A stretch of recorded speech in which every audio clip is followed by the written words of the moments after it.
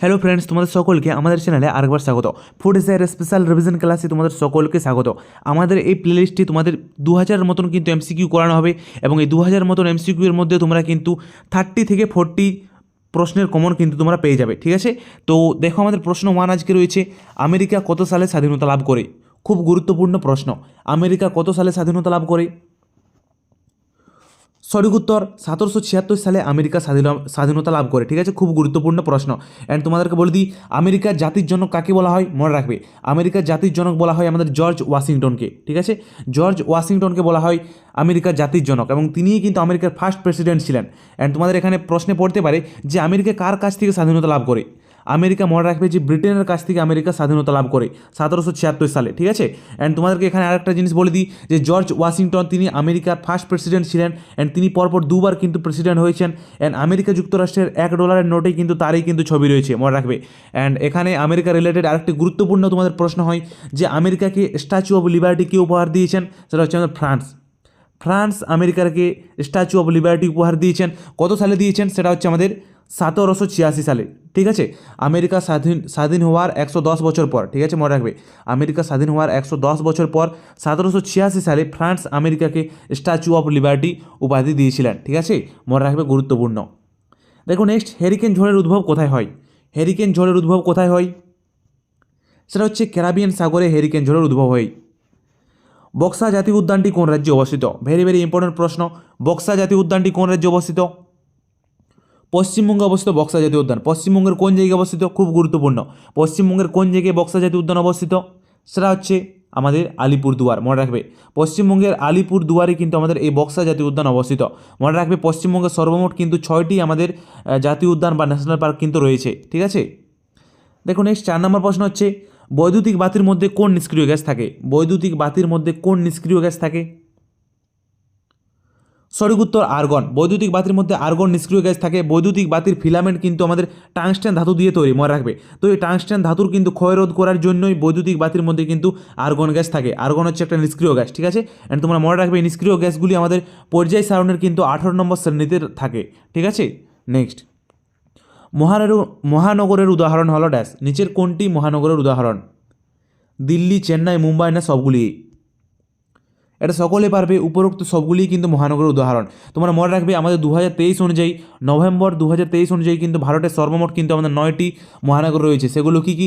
সেগুলো রয়েছে মুম্বাই, চেন্নাই, দিল্লি, অ্যান্ড রয়েছে আমাদের কলকাতা রয়েছে, অ্যান্ড আর কী কী রয়েছে? সেটা হচ্ছে পুনে রয়েছে, আহমেদাবাদ রয়েছে, সুরাট রয়েছে, অ্যান্ড আমাদের রয়েছে হায়দ্রাবাদ, অ্যান্ড আরেকটা রয়েছে আমাদের বেঙ্গালুরু। ঠিক আছে, টোটাল কিন্তু 9টি আমাদের কিন্তু মহানগর রয়েছে। ঠিক আছে, মনে রাখবে। দেখো নেক্সট 6 নম্বর প্রশ্ন হচ্ছে আমাদের, প্রক্সিমা সেন্ট্রাই কি? প্রক্সিমা সেন্ট্রাই কি?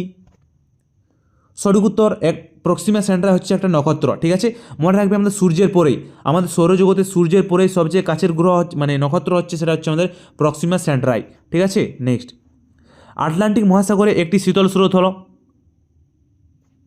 আটলান্টিক মহাসাগরে একটি শীতল স্রোত কোনটি? সঠিক উত্তর ল্যাব্রাডর স্রোত হচ্ছে আটলান্টিক মহাসাগরের একটি শীতল স্রোত।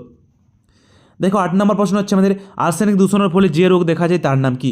আর্সেনিক দূষণের ফলে কী রোগ দেখা যায়? খুব গুরুত্বপূর্ণ, very very very very important. তো আর্সেনিক দূষণের ফলে কী রোগ দেখা যায়? সঠিক উত্তর ব্ল্যাক ফুট ডিজিজ দেখা যায় আর্সেনিক দূষণের ফলে। জাপানের বৃহত্তম বিমানবন্দর কোনটি? জাপানের বৃহত্তম বিমানবন্দর কোনটি? সঠিক উত্তর টোকিও হচ্ছে জাপানের বৃহত্তম বিমানবন্দর। ঠিক আছে, অ্যান্ড নেক্সট প্রশ্ন, নেক্সট দেখো 10 নম্বর প্রশ্ন হচ্ছে, চিংড়ির রেচনাঙ্গের নাম কি? চিংড়ির রেচনাঙ্গের নাম কি? সবুজ গ্রন্থি হচ্ছে চিংড়ির রেচনাঙ্গের নাম। 11 নম্বর প্রশ্ন হচ্ছে, 3 আইন কবে পাস হয়? 3 আইন বা আইন 3, এটাকে আইন 3 বলেও জানা হয়। আইন 3 বা 3 আইন কবে পাস হয়?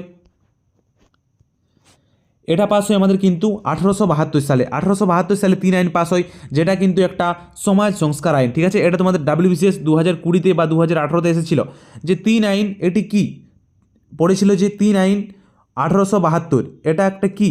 তো মনে রাখবে, এটা হচ্ছে আমার একটা বিশেষ সমাজ সংস্কার আইন বা এটাকে বিশেষ বিবাহ আইন বলেও জানা হয়। 3 আইন, ঠিক আছে, যেটা 1872 সালে কিন্তু পাস হয়। 12 নম্বর প্রশ্ন হচ্ছে, সিরাজউদ্দৌলা কবে সিংহাসনে বসেন? সিরাজউদ্দৌলা কবে সিংহাসনে বসেন? তিনি 1756 সালে আলীবর্দী খাঁয়ের মৃত্যুর পর কিন্তু সিংহাসনে বসেন, ঠিক আছে। অ্যান্ড তিনি বাংলার শেষ স্বাধীন নবাব ছিলেন। তার সময় কিন্তু 1757 সালে, তার সাথেই 1757 সালে 23শে জুন আমাদের একটা ঐতিহাসিক যুদ্ধ কিন্তু পলাশি যুদ্ধ হয়েছিল পলাশির মাঠে, ঠিক আছে। অ্যান্ড তোমরা মনে রাখবে যে সিরাজউদ্দৌলা একটা নাটকও রয়েছে, যে সিরাজউদ্দৌলা গ্রন্থ, সিরাজউদ্দৌলা গ্রন্থের রচয়িতা কে? তো মনে রাখবে নবীনচন্দ্র সেন। নবীনচন্দ্র সেন সিরাজউদ্দৌলা, সরি ভুল বললাম, সিরাজউদ্দৌলা নয়, আমাদের পলাশি যুদ্ধ, পলাশি যুদ্ধ গ্রন্থের রচয়িতা কে? পলাশি যুদ্ধ গ্রন্থের রচয়িতা কে? তো তিনি হচ্ছেন আমাদের নবীনচন্দ্র সেন। নবীনচন্দ্র সেন হচ্ছেন পলাশি যুদ্ধ গ্রন্থের রচয়িতা, ঠিক আছে, মনে রাখবে, খুব গুরুত্বপূর্ণ। অ্যান্ড সিরাজউদ্দৌলার পর কিন্তু বাংলার নবাব কে হন? তিনি হচ্ছেন আমাদের মীর জাফর, বিশ্বাসঘাতক মীর জাফর, ঠিক আছে, মনে রাখবে। দেখো নেক্সট আমাদের 13 নম্বর প্রশ্ন হচ্ছে, পৃথিবীতে বর্তমানে বায়োস্ফিয়ার রিজার্ভের সংখ্যা কত? পৃথিবীতে বর্তমানে বায়োস্ফিয়ার রিজার্ভের সংখ্যা কত? সঠিক উত্তর দেখো আমাদের 2023 অনুযায়ী পৃথিবীতে বর্তমানে বায়োস্ফিয়ার রিজার্ভের সংখ্যা হচ্ছে আমাদের 748টি, ঠিক আছে। এটা ইউনেস্কো অফিসিয়াল ডাটা থেকে তার নেওয়া, এটা চেঞ্জ হয়ে যায়, ঠিক আছে, বছর বছর এটা কিন্তু চেঞ্জ হয়ে থাকে।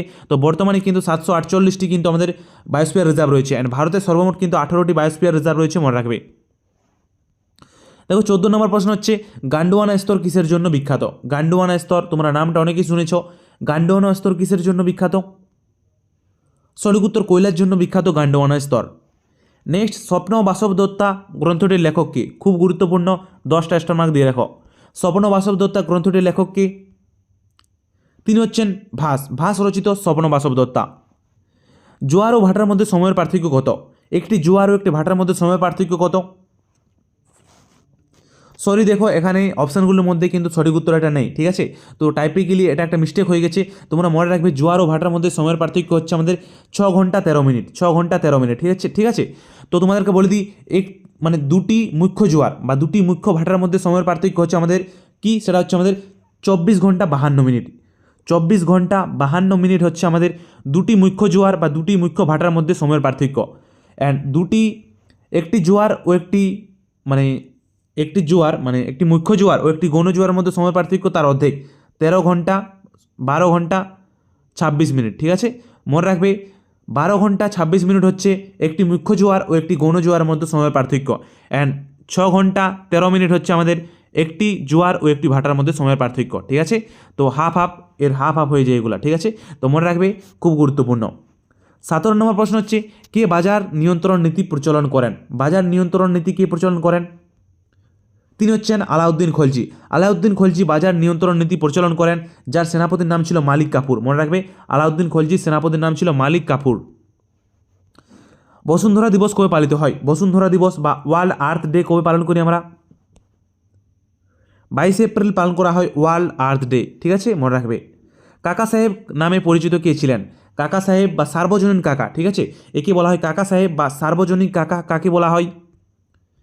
তিনি হচ্ছেন আমাদের কে? তিনি হচ্ছেন আমাদের জি.ভি. যোশী বা একে বলা হয় গণেশ বাসুদেব যোশী, ঠিক আছে। গণেশ বাসুদেব যোশী বা জি.ভি. যোশীকে কাকা সাহেব বা সার্বজনীন কাকা বলা হয়। স্টেনলেস স্টিলে কোন মৌলটি থাকে না? স্টেনলেস স্টিলে কোন মৌলটি থাকে না? স্টেনলেস স্টিল হচ্ছে আমাদের লোহা, নিকেল এবং ক্রোমিয়ামের একটি সংকর ধাতু, ঠিক আছে। লোহা নিকেল অ্যান্ড ক্রোমিয়াম, তার সাথে কার্বনও যুক্ত থাকে। তো এটার একটা সংকর ধাতু হচ্ছে আমাদের স্টেনলেস স্টিল, ঠিক আছে। তো দেখো এখানে আমাদের কপার থাকে না, মনে রাখবে, স্টেনলেস স্টিলে কপার থাকে না। বিপন্ন প্রাণীদের তালিকা প্রকাশকারী বইটির নাম কি?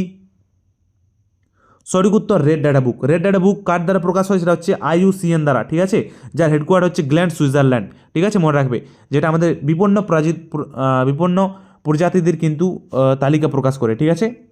দেখো 22 নম্বর প্রশ্ন হচ্ছে, এখনও পর্যন্ত ভারতবর্ষে সর্বাধিক ভয়াবহ ভূমিধসের ঘটনাটি ঘটেছে কোথায়? ভারতবর্ষের সর্বাধিক ভয়াবহ ভূমিধসের ঘটনাটি কোথায় ঘটেছে? সেটা হচ্ছে আমাদের কোথায়? সেটা হচ্ছে আমাদের উত্তরাখণ্ডে, ঠিক আছে, মনে রাখবে। দেখো সংবিধানের আত্মা কাকে বলা হয়? খুব গুরুত্বপূর্ণ। সংবিধানের আত্মা কাকে বলা হয়? প্রস্তাবনাকে বলা হয় সংবিধানের আত্মা। যেটা কে বলেছেন? প্রস্তাবনাকে সংবিধানের আত্মা কে বলেছেন? আমাদের ডক্টর B.R. আম্বেদকর, ঠিক আছে, মনে রাখবে, যিনি খসড়া কমিটির চেয়ারম্যান ছিলেন, ঠিক আছে। অ্যান্ড ভারতের সংবিধানের জনক কিন্তু তাকেই বলা হয়। অ্যান্ড তিনিই কিন্তু ফার্স্ট কিন্তু আইনমন্ত্রী ছিলেন ভারতের। নীল শিশু কথাটি কার সাথে যুক্ত? নীল শিশু কথাটি কার সাথে যুক্ত? নাইট্রেট দূষণের সাথে নীল শিশু কথাটি যুক্ত। চৌম্বক আবেশের একক কি? চৌম্বক আবেশের একক কি? সঠিক উত্তর আমাদের অপশান সি, গাউস হচ্ছে চৌম্বক আবেশের একক। ঠিক আছে, মনে রাখবে আমাদের ওর স্টেট হচ্ছে আমাদের চৌম্বক তীব্রতা বা চৌম্বক প্রাবল্যের একক হচ্ছে আমাদের ওর স্টেট। ঠিক আছে, অ্যান্ড ওয়েবার কি, ওয়েবার হচ্ছে আমাদের চৌম্বক প্রবাহের একক।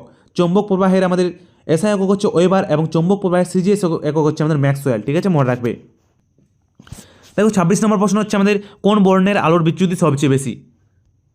সঠিক উত্তর অপশন বি, বেগুনি বর্ণের আলোর বিচ্যুতি সবচেয়ে বেশি। ঠিক আছে, তাই প্রিজমের মধ্য দিয়ে যখন আমাদের সাদা আলো যায় তখন কিন্তু আমাদের লাল আলো সবচেয়ে বেশি উপরে থাকে এবং আমাদের এই বেগুনি আলোটা সবচেয়ে নিচে থাকে। ঠিক আছে, কারণ বেগুনি আলোর বিচ্যুতি সবচেয়ে বেশি হয়, লাল আলোর বিচ্যুতি সবচেয়ে কম। তো মনে রাখবে লাল আলোর বিচ্যুতি সবচেয়ে কম, বেগুনি আলোর বিচ্যুতি সবচেয়ে বেশি। তাই কিন্তু লাল আলোর তরঙ্গ দৈর্ঘ্য আমাদের সবচেয়ে বেশি। ঠিক আছে, মনে রাখবে লাল আলোর তরঙ্গ দৈর্ঘ্য সবচেয়ে বেশি অ্যান্ড কম্পাঙ্ক সবচেয়ে কম, অ্যান্ড বেগুনি আলোর তরঙ্গ দৈর্ঘ্য সবচেয়ে কম অ্যান্ড কম্পাঙ্ক সবচেয়ে বেশি। ঠিক আছে, মনে রাখবে। গ্রেট রেড স্পট কোন গ্রহে দেখা যায়? গ্রেট রেড স্পট কোন গ্রহে দেখা যায়? সঠিক উত্তর গ্রহরাজ বৃহস্পতিতে কিন্তু আমাদের গ্রেট রেড স্পট দেখা যায়, যেটাকে কিন্তু দৈত্য গ্রহ বলা হয়। ঠিক আছে, এন্ড তোমাদেরকে বলে দিই বৃহস্পতি গ্রহ কে আবিষ্কার করেন? তিনি হচ্ছেন গ্যালিলিও। গ্যালিলিও 1610 সালে কিন্তু বৃহস্পতি গ্রহ আবিষ্কার করেন। বৃহস্পতিতে কিন্তু সবচেয়ে বড় উপগ্রহ গ্যানিমিড অবস্থিত।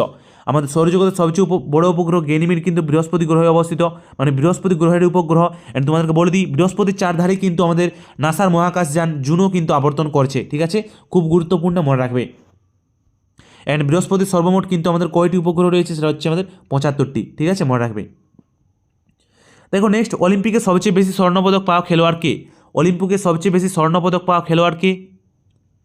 তিনি হচ্ছেন অপশন এ, মাইকেল ফেলেপস হচ্ছে অলিম্পিকে সবচেয়ে বেশি স্বর্ণপদক পাওয়া খেলোয়াড়। ঠিক আছে, তিনি টোটাল কিন্তু কয়টি স্বর্ণপদক পেয়েছে? সেটা হচ্ছে 28টি। তিনি সর্বমোট কিন্তু 28টি স্বর্ণপদক পেয়েছে। ঠিক আছে, অ্যান্ড তিনি প্রাক্তন আমেরিকার কিন্তু একজন সাঁতারু ছিলেন। ঠিক আছে, মনে রাখবে। দেখো আমাদের সিএনসি কথাটির পুরো অর্থ কি? সিএনসি কথাটির পুরো অর্থ কি?